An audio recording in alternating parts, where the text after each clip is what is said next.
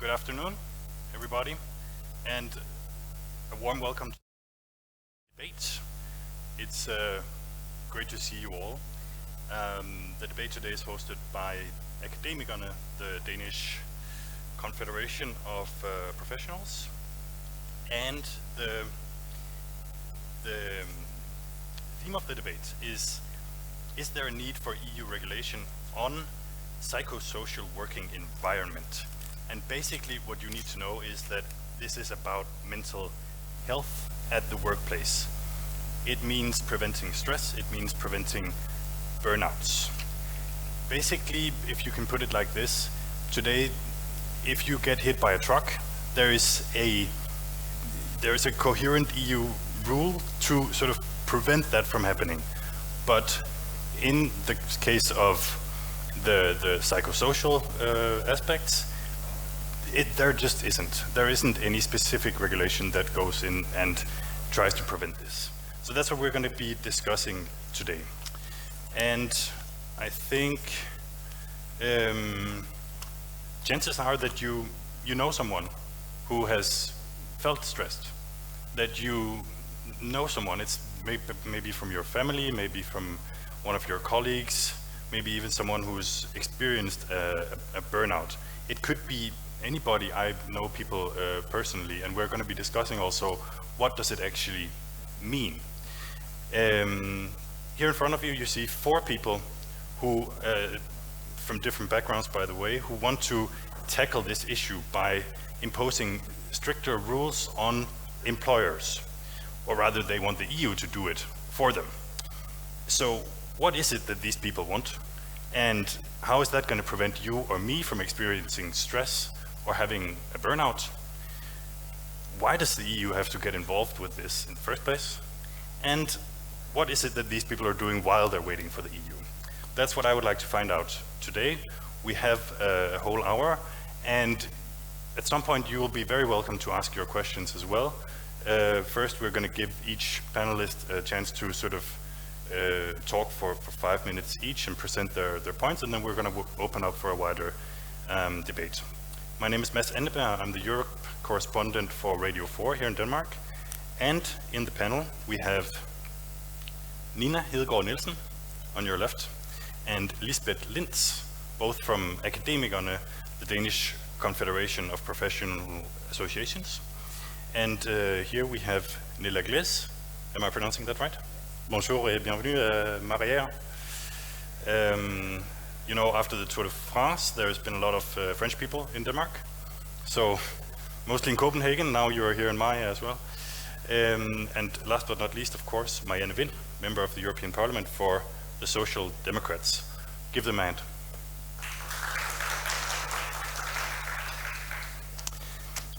And I would like you to just, if I could get you to do it maybe, Nina, to just describe to me what are the consequences of stress? What is it actually we're talking about today?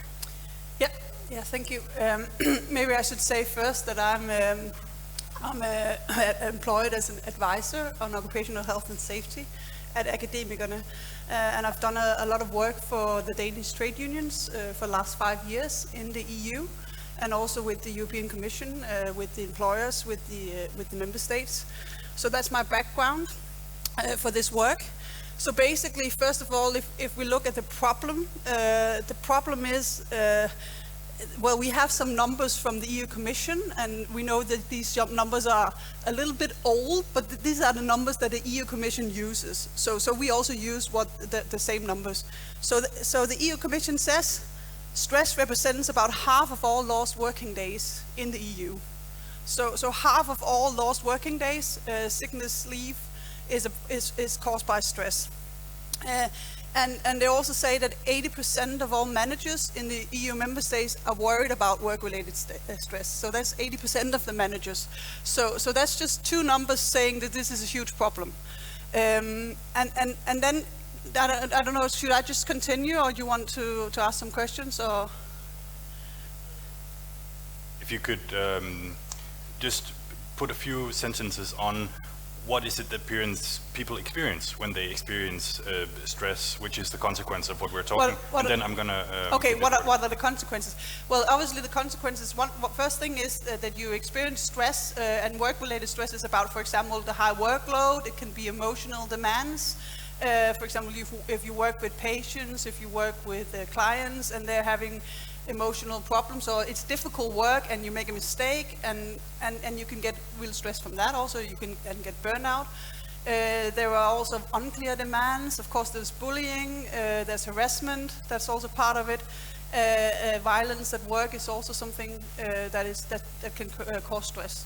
And then again, stress can cause other problems. So stress can cause anxiety and can cause depression. And again, if you look at the worst case scenario, depressed people can commit suicide. So in that sense, we look sometimes at some really serious issues. So it can start with the work-related stress and then can develop into something more serious. So I don't know what that was the question. It's very different from person to person how serious it is, of course. But in the end, we're talking about something that could potentially. We know the more problems in the working environment, the more likely you are to have stress and other serious illnesses. All right. Well, with that, I would like to begin the first rounds. Nina, you begin 5-6 minutes, and then okay. The floor is yours. Yeah. Okay. Well, then I would like to say something about what is the state of play in the EU at the moment, because this debate, like you said, Mads, is about saying we need better regulation in the EU on psychosocial risks, as we call it. In Denmark, we would say psykisk arbejdsmiljø. In English, we say psychosocial risks, just to know the terms. So why do we need better regulation, and what is the state of play at the moment?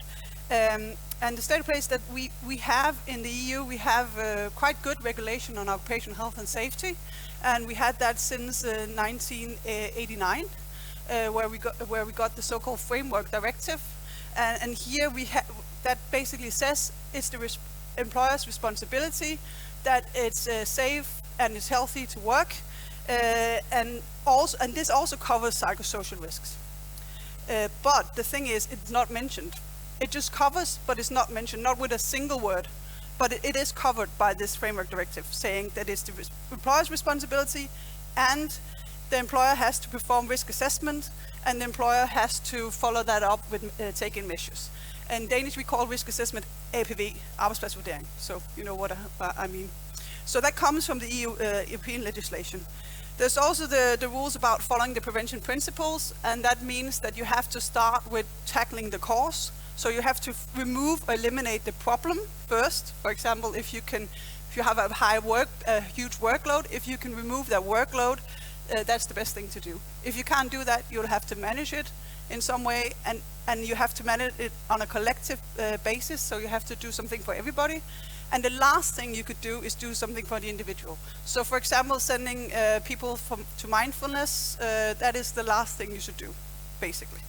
So that's the situation now, that we have this Framework Directive. It covers psychosocial risk, but it's not mentioned, not with a single word. On the other hand, the EU has 23 specific directives on different parts of the occupational health and safety. I'm not going to mention all 23, but I'll just give you an idea. We have the ones on carcinogens and mutagens, that is dangerous substances. We have Workplace Directive. We have working with display screen equipment. We have Noise Directive, but we don't have anything on psychosocial risks. What does this mean then? Well, that means that the member states, and here now it starts to get interesting, because in the European Trade Union Confederation, they have made some research about this, or they're doing this at the moment, and that shows that the different member states are dealing really different with psychosocial risks. Some member states are not even mentioning it. Some are mentioning stress, some are mentioning mental health in their legislation. We'll talk about legislation here. Some say something about bullying, some say something about workload, but it's really different, and we actually have countries that don't even say anything about it. So the main thing here is there was no coherent way of looking at it. There's no one conceptualization. There's not a language for it.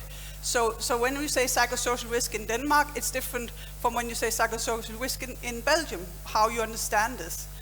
A few examples here. In Denmark and Sweden, we have coherent legislation. We got that in Denmark in 2020, after a little bit of a push from the trade union movement. I had to say that. And in Sweden, they had it for more than 10 years.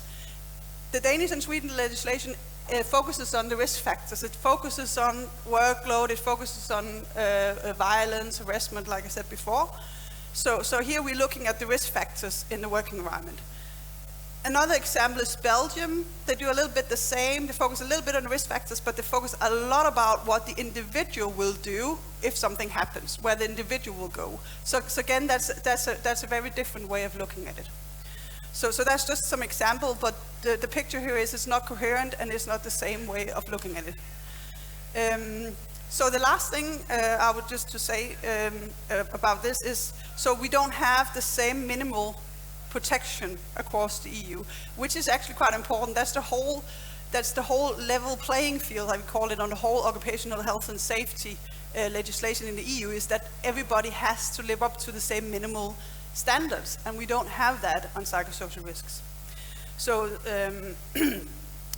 but it's not that the EU is not doing anything, so I'll just tell you quickly what they are doing.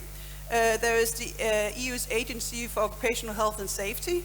It's located in Bilbao in Spain.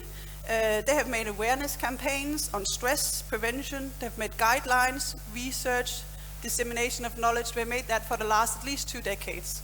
So there is a lot of work going on the guidance level. Also, the EU social partners have made framework agreements on stress in 2004, and violence and harassment in 2007.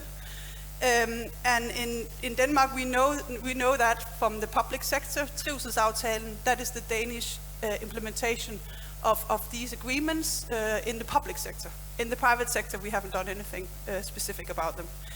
And that also shows that what we look at from an European level is very patchy, the way it's been implemented. So some countries have done something, some countries have done something in some sectors, so it's not coherent. Finally, what are we doing right at the moment? There's a new campaign coming in 2023, digitalization on occupational health and safety, that also focuses on psychosocial risks. And there is a new EU strategy on occupational health and safety that was from 2021. And there the EU Commission says a non-legislative initiative with the social partners. So something that is not rules and that are not laws. So that's the state of play, and I'm sure you're going to also elaborate on that because the Parliament has also done something, but I'll leave that for you to say that, Mariager. But that's just to give the picture where we are in the EU at the moment. So to sum up, it's a bit of a patchwork, what we in Danish would call kludetæppe, Yeah. of different things going on in the different EU countries. Yeah. Denmark is actually one of the best countries, along with Sweden and Belgium. Yeah. So you're somehow safer, here than you would be in France, for example, if you were to experience something like this, or at least you're more likely to have legislation in place here that prevents it. Yeah. So far the problem. Now we're going to hear what you believe should be the solution. Lisbeth Lind, the president of Akademikerne, the floor is yours. Thank you. That's very important to start by saying we need the EU regulation of the psychosocial risk at work. And how can we do that? Why don't we just interest us what is going on in Denmark? That's of course because the European Union is a trademark for all of us. We work in one country or another. It's a cross-border problem. We have to, as in many other areas, to make this minimum standard so that we know that this is how people are protected the least. Work-related stress is among the most challenging issues for workers' health and safety. It's costly for the individual, it's costly for the workplace, and it is costly for the society, which Nina has just underlined in her presentation. But let's keep in mind that it can be managed just like any other workplace health and safety risk. So let's not make them more difficult than it is. The first things we need to do is to abandon the idea of stress and psychosocial risks as an individual's fault and his or her own problem, and look at it as an organizational and management challenge instead. Workers get stressed by poor organization and management at work, and by including badly managed social relations, seldom by things outside work. We all know the risk factors, and some of us may also have experienced them. The main risk factors being high workload, tight deadlines, a lack of control of the work and working methods, high emotional demands, and badly managed changes, and violence and harassment. We have known these factors for many years, and the good news is that we can deal with these factors. We do not need to accept them as preconditions for a modern work life. A few years ago, we did in the Danish Confederation of Professional Associations, på dansk kendt som Akademikerne, som hovedorganisationen for alle de akademiske fagforeninger, carried out a big survey among our members on psychosocial risks at work, and one of the surprising results from this survey was that managers did not know how to deal with stress or deal with any other psychosocial risks. We brought these findings to the public employers and jointly decided to enter a collective agreement, det er en del af vores overenskomster, where we set up a special training program for managers on how to prevent and manage the risk factors at the workplace and how to deal with workers with stress. However, not enough of the managers signed up for this training program in the public sector. So we still need to find ways to make it a top priority for all managers to train to be able to deal with work-related stress. Furthermore, we need to extend the training program to managers in the private sector, because there's no training programs for the private sector, and the stress-related problems are as big as an issue there as it is in the public sector. And we need to go beyond national regulations. European Union regulations is fundamental, although we have 2 European Social Partner Frameworks agreements on work-related stress, one from 2004 and one in workplace bullying and violence at work from 2007. Little progress have been made because the agreements are not legally binding, and the implementation across the member states has been inconsistent.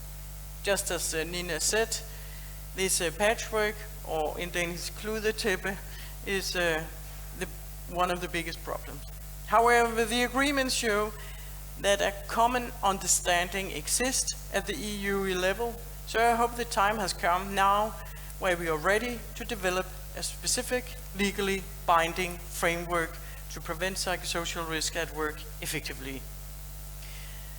The report from the European Parliament, where all political parties are backing the request for a European directive up, is definitely a very positive sign on a common European will to act across member states. Now we hope and work on making legally binding legislation a priority of the European Commission. Yeah. This is my words for now. So, what you would like to see as a solution, a European solution. Yeah. And we're talking, and we're going to be talking probably even more about the European Commission, who are the ones who propose legislation in the EU. They couldn't be here today, but you know, we'll catch them next time.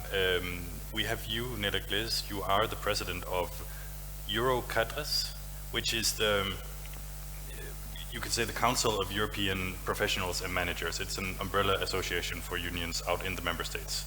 And I know that you're also working with this topic. Do you want to tell us how? Yes, thank you very much. First of all, I would like to thank you to invite me here. I'm very delighted to be here with in this discussion, even though the Tour de France is finished. But I'm very also encouraged to see your enthusiasm in Denmark to tackle Europe's mental health crisis even though you have a national provision in Denmark. For us, it's a very important issue. It's one of our priorities in Eurocadre because it's a priority of all trade unions and all workers in Europe. So we have been advocating for action for a many number of years, and recently we have been legislators moved to protect European workers. So events and panels such as this one are very important for us and play an important role to advance in this issue. So Eurocadre has launched a campaign called endstress.eu to call for a directive, a European directive, to tackle psychosocial risks at work. We have almost 46 members in our platform. Most of them are trade unions, but we have also NGOs. And our aim is to call for a European directive. And we have a lot of activities there, mainly lobbying and advocacy activities. But we hope that the Commission finally listens to us and initiate the process of a directive. So I would like to take this opportunity to thank Mariager for all the work that she has been doing in the Parliament. So we were very happy to see a first report from the Parliament calling for a directive on psychosocial risk. We also got another one calling for a legislative action on psychosocial risk recently, just before the summer.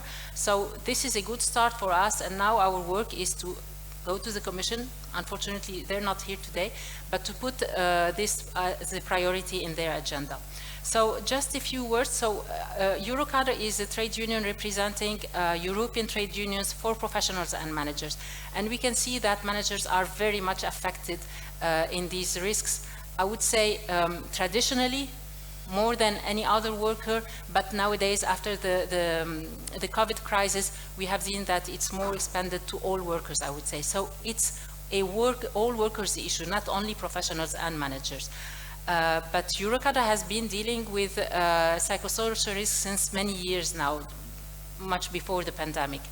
So without repeating what Nina and Elizabeth have been saying on the importance to have an EU directive, I would just like to go through what do we want in a directive concretely. What do our members in this platform want? So we have adopted our 5 key pillars. What concretely do we want in a directive? And I think that the most important thing for us is to have a kind of result-oriented approach. This is the problem that we're having at the workplace, is that when it comes to difficult topics like psychosocial risk, it's generally very general words, no results. It can be in some companies painting the walls in yellow, having a baby foot in the lobby, but this is not how we can tackle these risks.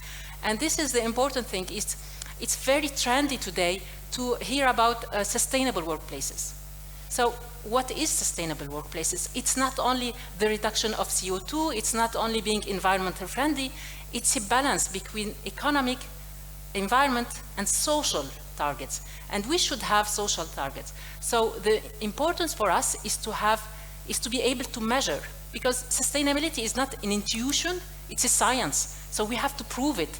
We have to have a method that we should follow, a process to measure, to put indicators, then to discuss with the trade unions, with the workers' representatives at the workplace. And this is the social dialogue, traditional social dialogue, I would say, but also with the workers themselves. And this is what I call the professional dialogue.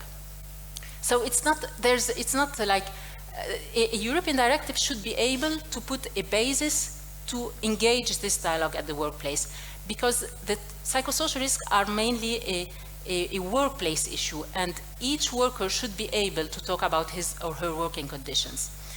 And the problem also that we're having, unfortunately, so many employers still think that it's an individual problem, not an organizational one, because it's easier to think this way.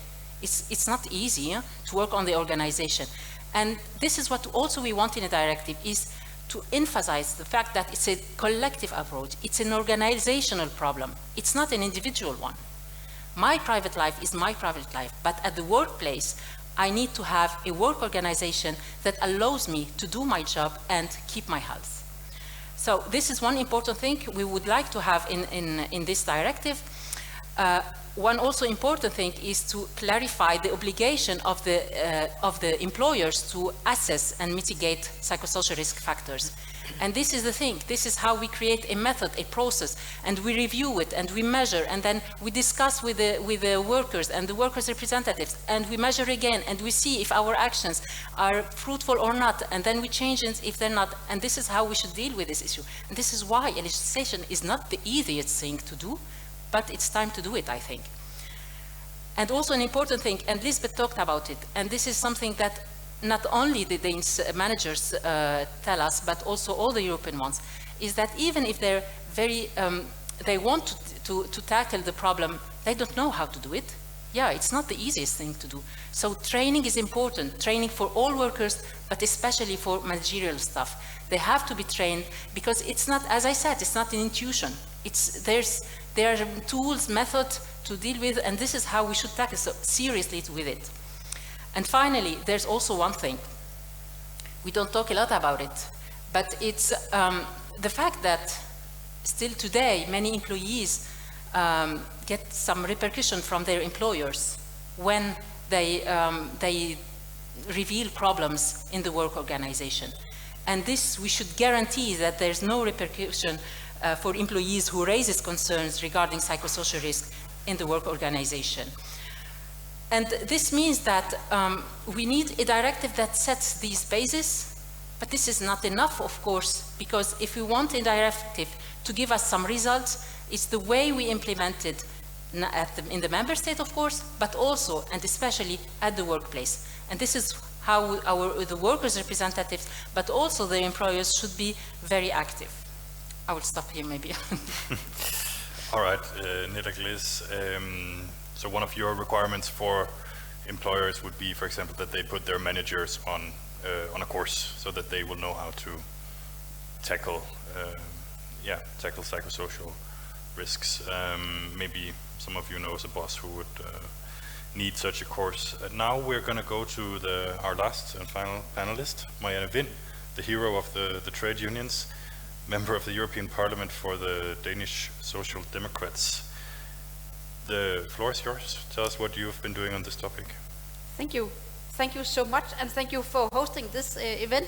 This is a very important topic, and it's a topic that's very close to my heart and has been for many, many years. Before I was elected to European Parliament, I was a part of the Danish trade union. I was vice chair at HK Private, HK Privat. Before that, I was a laboratory technician. I'm educated as a laboratory technician at a company in Organised in Denmark. And I think that health and safety was a part of my education because laboratory technicians are often working with toxic substances. So it's important that you know how to be safe when you are working in the laboratory. So I think it's a part of my DNA to take care of health and safety. And it's still part of my job. Now I'm in the European Parliament. And the question is, do we need a regulation, or will things happen by themselves? If it will happen by themselves, we will see the perfect working environment today. We are not in goal. We still need a bit. That's right.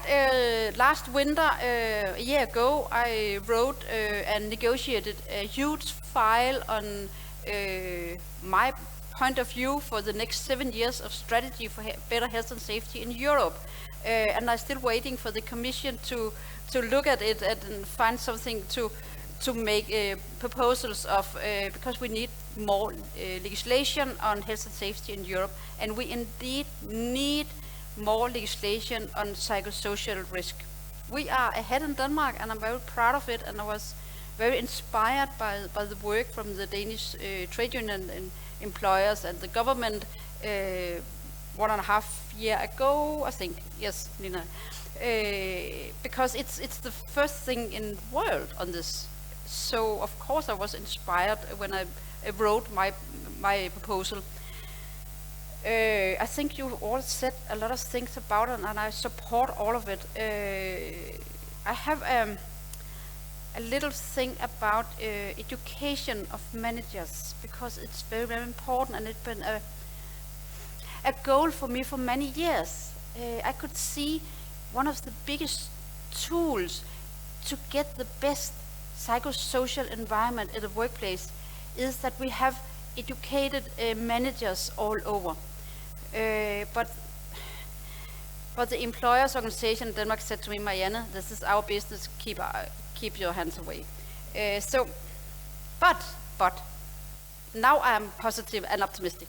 Because 3 years ago, when I entered the European Parliament, I was very, very surprised, because it sounds a little bit weird in Denmark, but in the European Parliament, if you are a member of the European Parliament, nobody can say anything to you. You are a Miss Wind. And they are, with a boy, bowing for me as a, oh my God, in Denmark I'm Marianne. It's so Danish. But we had a mandatory course in making a harassment-free office. This is really new, and it's really a big thing in European Parliament, that we had to take this course to make a harassment-free office. It sounds a little bit weird, it's a big thing, but it is. And for my surprise, I have colleagues in the European Parliament who was very surprised that this is not allowed to yell at your staff. And you are not allowed to hit them as well. Big surprise.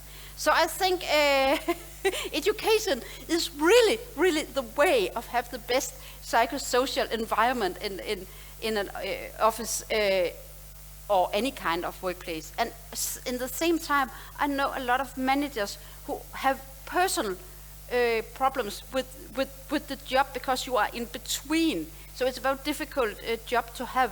So personal tools are also very necessary. In the end, I will just a short wording about another thing that is very, very important and had a big part of my strategy, and it's about enforcement, because we have a lot of regulation, a lot of legislation in EU, but we have also countries who are not looking at this legislation at all. We need all countries to implement this legislation in their own legislation, and have inspectors coming out, watch every single company. Are they following the legislation or not? And that is a huge problem. I thought that labor inspectors, every country have labor inspectors. I thought they were looking at the health and safety. But no, in most countries, they are just looking if the workers are getting the minimum wage or not looking at the health and safety. So enforcement, håndhævelse, is very, very important. All right. As you might have noticed out there, the chemistry, the mood up here is almost too good, because all these 4 people agree with each other. They love each other. So maybe I'm going to need your help. If you have some questions that could get them shaken up a little bit, I would like to open up the floor. Yeah, could we get a microphone for this young gentleman? I can just talk louder. Yeah, go ahead. Yeah, you have a good voice. Thank you. In Denmark, we have a tradition, first of all, for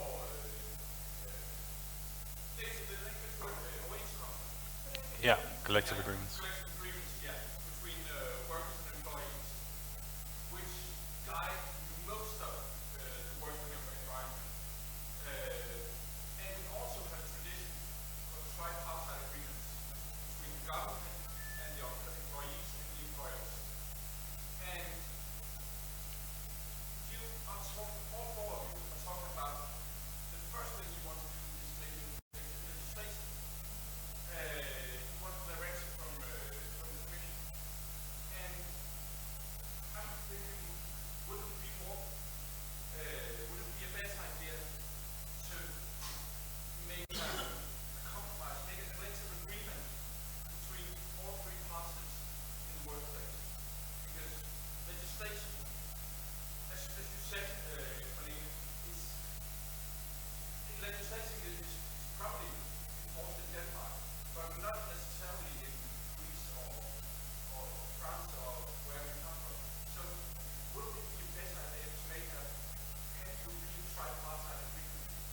think that's an excellent question. Who should we direct it to first?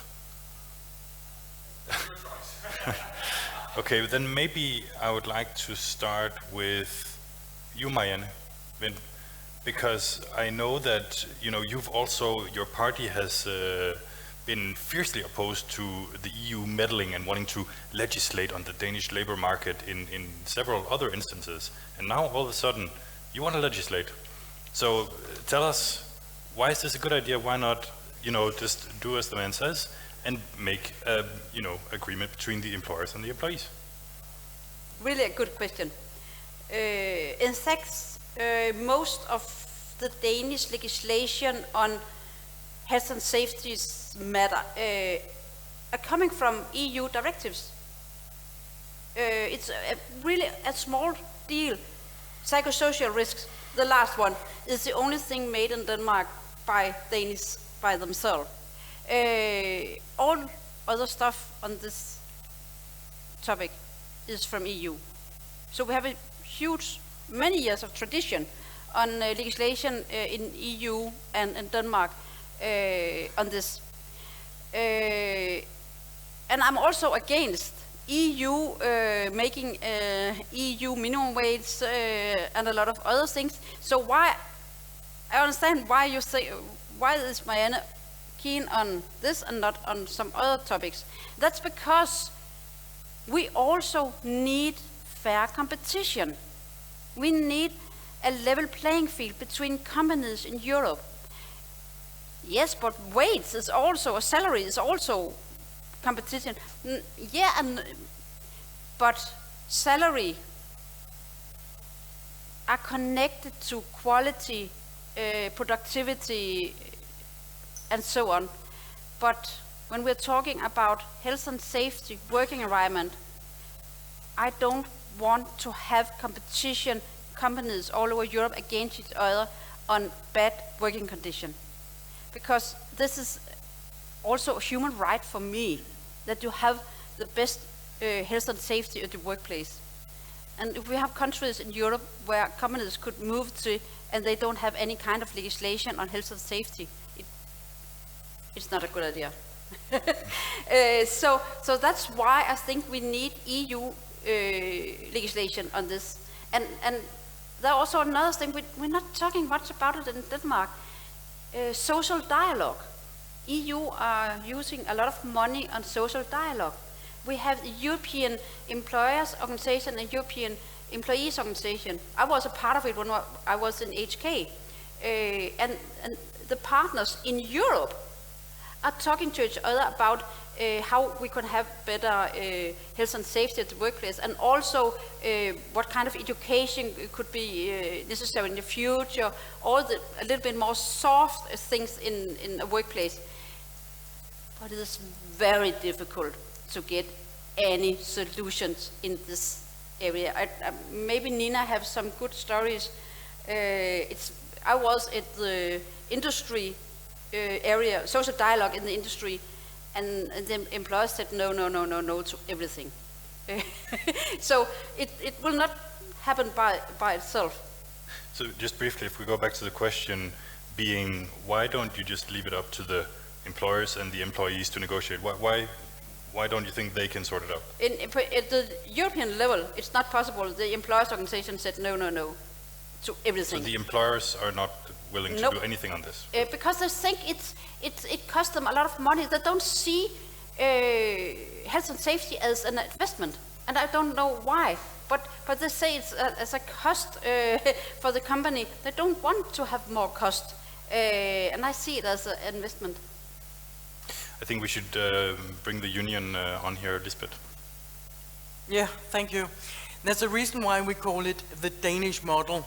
It's because it's very unique, not explicitly, but very unique to the Nordic countries at least, that we negotiate as we do in very collective bargains, and that we make deals also on working conditions and other areas collectively. And that's the same with the tripart agreements as well. So there's one point of this according to, do we have enough in the Danish working conditions, or do we, as I said earlier, see this as a cross-border issue because workers are crossing the borders to make their living in another country? And it is not, even in Denmark, with the Danish model, very easy to make agreements about working conditions.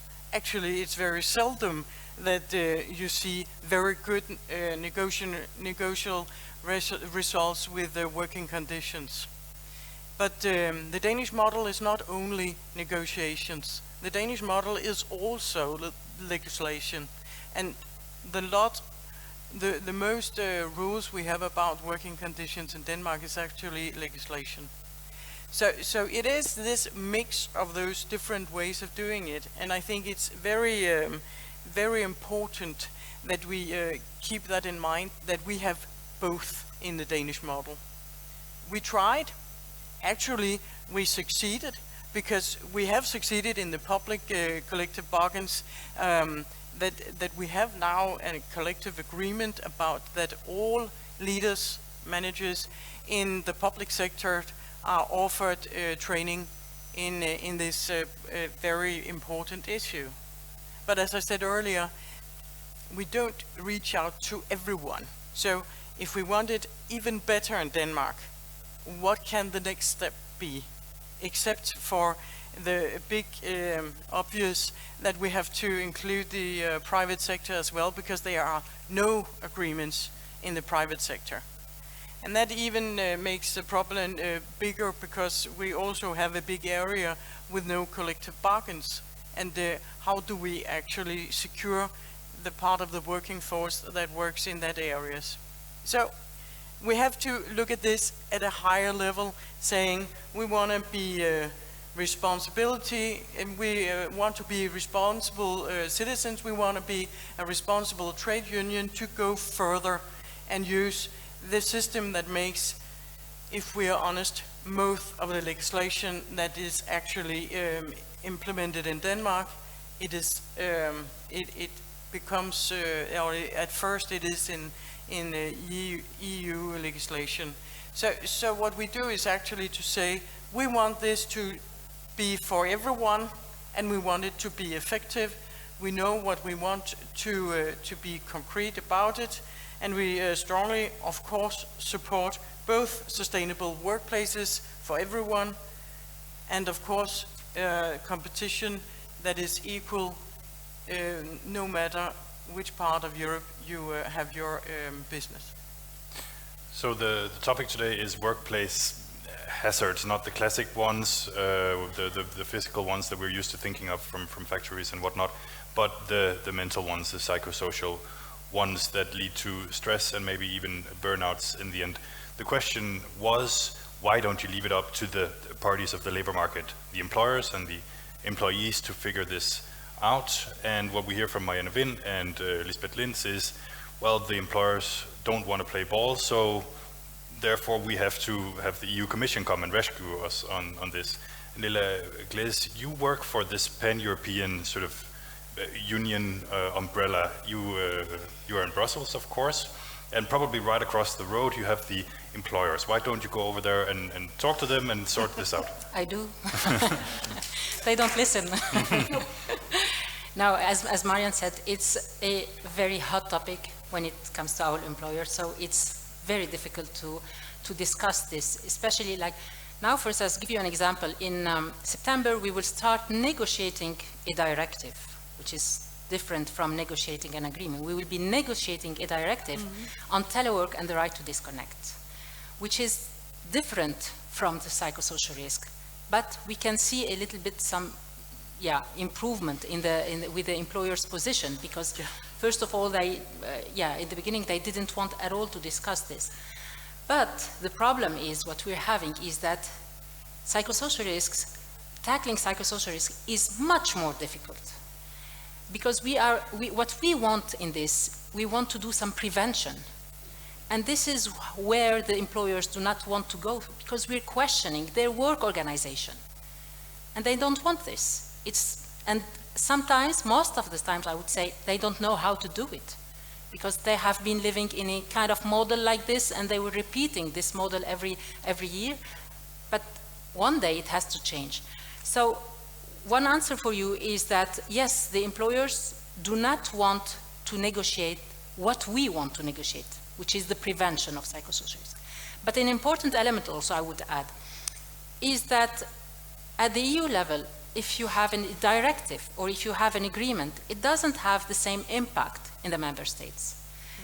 For the directive, it has to be transposed 2 years after, and there's a follow-up by the Commission, while I can see so many agreements that have not been transposed anywhere and nobody cares about it. We have signed an agreement in June 2020 on digitalization. It should be normally implemented everywhere by June 2023. So many countries haven't heard about it yet. Don't work on this yet. So this is also the problem with the agreement. Even though we go and try to find a common approach with the employers, it's also much important for us that we have a directive and we say that, okay, now you have to transpose it in the 24 next months. But then if I may add something. Briefly. Yeah, briefly. And we shouldn't forget that it's also important that this topic is discussed everywhere, not only in Denmark. Because as I said, as we all said, it still is a taboo to discuss about psychosocial risk and burnout. And this is why it's important also for us that it's everywhere we discuss about this, especially at the EU level.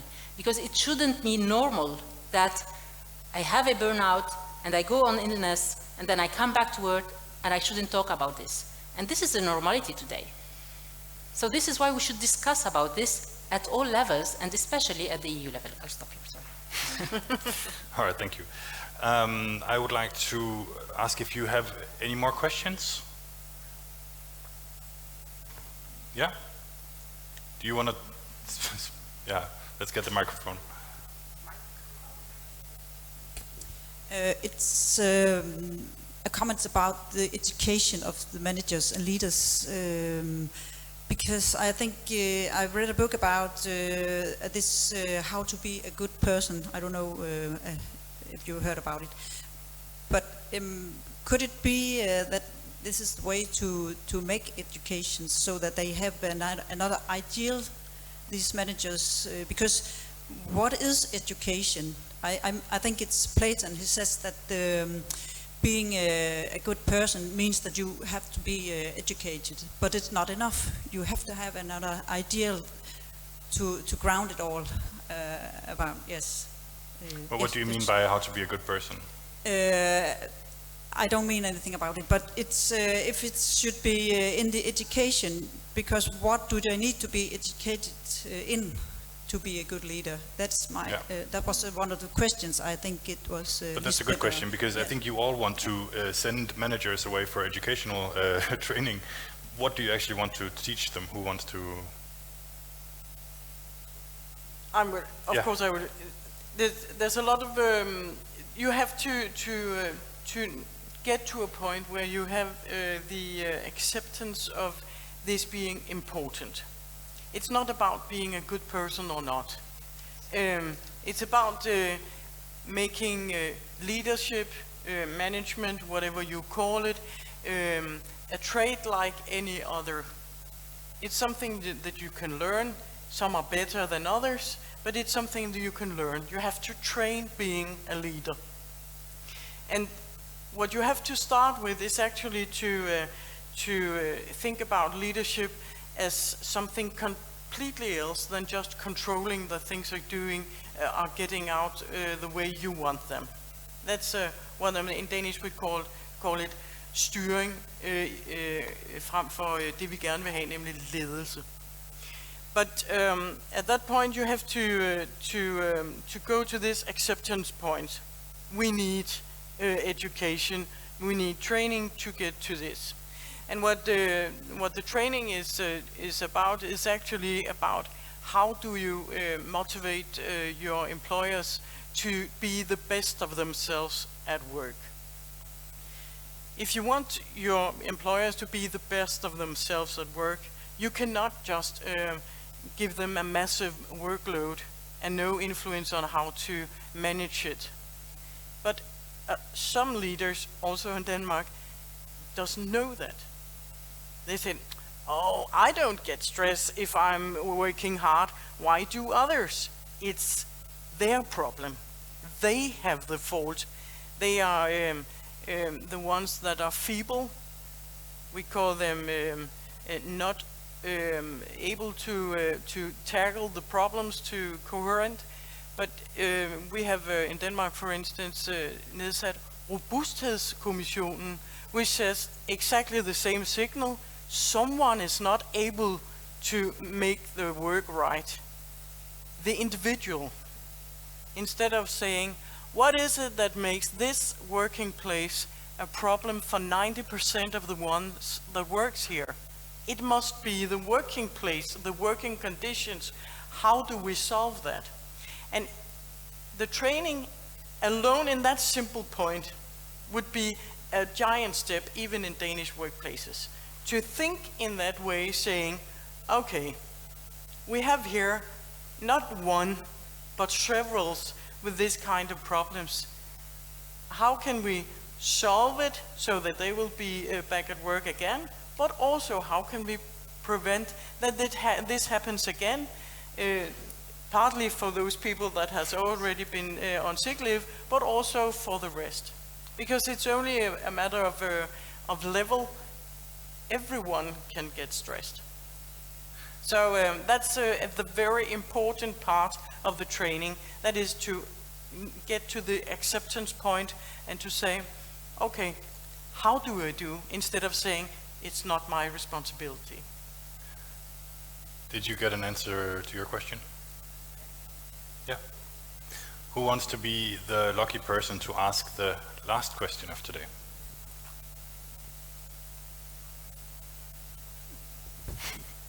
There can only be one of you. All right. Charlotte? Well, I think it's an extremely exciting and important question that you have here, because, you know, I have been a manager for many years, or a leader, and you see the consequences. But isn't it also, you could say one thing is actually the leadership abilities of the managers, but the other thing is actually the way that our work is evolving. The fact that, you know, the increased digitalization, it's the you know, the management structures, the fact that sometimes we can't solve the issues that we're given, that is more stressful. So it's not so much the amount of work, but it's more the type of work and the conditions that we are actually being placed in. So I think this is a very huge structural issue on how we actually tackle the fact that our work environment is changing so rapidly due to information, communication, and the rapid digitalization of everything that we do. And yeah, that we actually also are in a competition with the rest of the world. So this competition actually also puts pressure on, yeah, the workplaces. Yeah? Who wants to give that a comment? Nila? Yes, thank you very much. Yeah, this is why also this is not the easiest topic to deal with. Because of this also, we have the world of work is changing every day and very rapidly the last years. And this is why when in our platform, in endstress.eu platform, when we discussed of what do we want really in the directive, what we want is to create also a place where we can discuss all this, a moment, a time, and to put in place a process that helps anticipating these problems. So when we talk about prevention, we talk about anticipation. So we know that there will be problems. We know that there's a new technology where maybe I'm not very qualified to work on this, and this has to be anticipated. And this is why we should, this is why it's a constant dialogue with the workers, because they are the ones the most concerned about this. The constant dialogue at the workplace in the smallest unit to anticipate all these risks. And this is, the support is one of the important elements that is needed. So it's also, I would say, like, and unfortunately for the employers, that it's an investment. We should invest in this. We cannot, there's no miracle in this, there's no solution. So this is why it's, when we said it should be a result-oriented process, this is how we should think of it. We need results. And for that, we need to adapt to any new situation, even the situations that we were not expecting. But you acknowledge that it is difficult with, you know, in 2022 because things are going so quickly, basically. It is difficult, but when we see the impact of this pandemic, the cost of stress in Europe is 620 billion euros a year. So isn't it worth it? Even if we talk about money only, so of course it's a question of humans, not money. Lisbeth Lintz gets the very last words of today's debate. But, I mean, that will continue. It's not only 2022. The development will continue, and possibly in an even higher pace than we have seen those last years. So what is very important is that this training is actually to every leaders, in every level, because one leader has another. And if this on the top has not accepted this as a priority, then of course it's your problem. So we have to reach out and get to all leaders on all levels. And then we can start changing this to see how do we motivate the people we work with instead of bullying them to sick leaves. All right. I would like to thank you, panelists, very much, and not least you in the audience very much for being here today. Let me just recap that we have heard from Nina Hedegaard Nielsen and Lisbeth Lintz from Akademikerne, the Danish Confederation of Professional Associations, as it is called, and Nilla Gles, president of Eurocadre, and Marianne Wind, of course, member of the European Parliament from the Danish Social Democrats. Give them a hand.